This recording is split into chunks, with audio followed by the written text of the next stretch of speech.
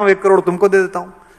इस देश में कोई नहीं पूछता कि आप एक बार विधायक बने थे, 30 साल से आप कैसे घूम रहे हैं इस पजेरों में, हर साल गाड़ी कैसे बदल जाती है, ऐसा कौन सा महान काम आपने किया है, ऐसी कौन सी यूरेनियम की खदान मिल गई है आपको कि पूरे विश्व में बेच रहे हैं आप। ये सदा ऐसे ही चलेंगे। इनके प्रति गुस्सा करिए, नफरत करिए, बदलते रहिए, किसी पार्टी के हो जाइए, किसी के मत होइए, लेकिन मूल जिम्मेदारी आपकी है इस देश की आत्मा को बचाना, इस देश के मन को बचाना। वो जो मन था जो गांव की लड़की को अपनी लड़की मानता था, वो जो मन था कि जो चींटी को आटा खिलाता था, वो जो मन था कि जिसके दरवाजे पर आकर गाय सिर मारती थी और खाना बनाती हुई आपकी मां कहती थी लाली गैया आ गई जरा रोटी दिया, वो मन कहां चला गया? वो थोड़ा बहुत बचा है तो फेसबुक पे पड़ा है, नेकी कर फेसबुक पे डाल, अपने कस्बों में करें। अभी समस्या क्या हो गई है?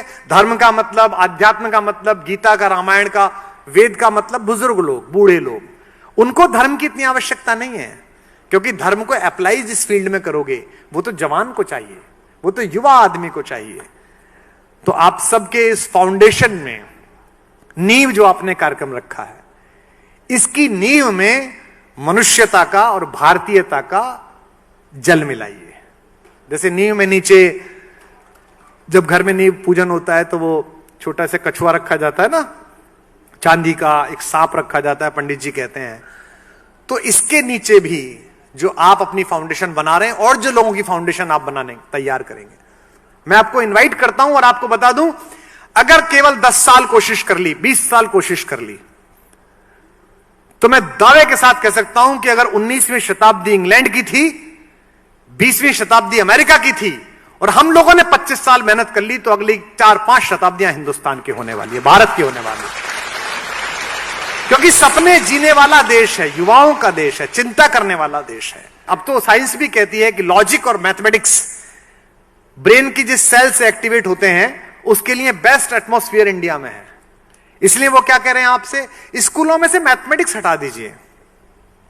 मैं एक सूचना आपको और दे दूं चलते चलते, अभी मैंने पहली क्लास से लेके 8वीं क्लास तक की हिंदी की किताब लिखी, तो कुछ ज्ञानियों ने मुझे कहा कि आपने 8 किताबें लिखी, इतनी मेहनत करी क्यों की?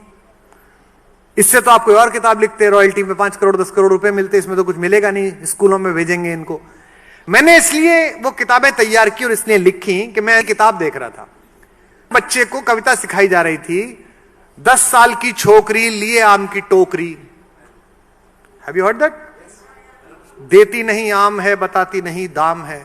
एक छोटे बच्चे को आप सिखा रहे हैं कि लड़की को छोकरी कहा जाता है। एक बुढ़िया का फोटो था, उस पर लिखा था कि बुढ़िया दादी दिन भर बकबक करती, काम नहीं है कुछ भी करती दादी। आप क्या सिखा रहे हैं? फिर उसके बच्चे भी जिस दिन आपके लिए कहेंगे कि दादी दिन भर बकबक करती, फिर आप कहेंगे बच्चों को कुछ सिखाया नहीं है, क्योंकि आत्मा का इंटेक ही दूषित कर दिया।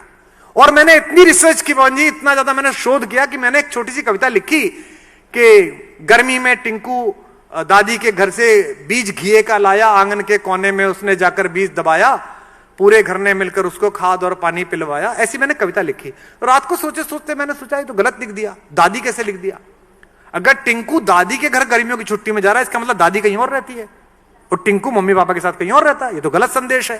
तो फिर मैंने उसको सही करवाया कि छुट्टी में नानी के घर से, क्योंकि नानी तो फिर भी मामा के साथ रह लेगी, दादी तो बाप के साथ रहनी चाहिए। अगर दादी बाप के साथ नहीं रहती फिर कैसा घर है? मुझे पता नहीं कितने स्कूल इसे स्वीकार करेंगे, कितनी जगह जाएगी, लेकिन मैंने उस प्रकाशक को कहा है कि मैं समाजशास्त्र की भी लिखूंगा, संस्कृत की भी लिखूंगा, इंग्लिश की भी लिखूंगा, 8वीं तक की तो लिख ही सकता हूं। और उसमें विशेष रूप से मनोवैज्ञानिकों का परामर्श लिया कि क्या लिखा जाना चाहिए, क्या क्या इसमें चित्र बनने चाहिए, क्योंकि हमारे बचपन से ही हमारी जवानियां प्रभावित हैं और हमारी जवानियों से हमारे बुढ़ापे प्रभावित हैं।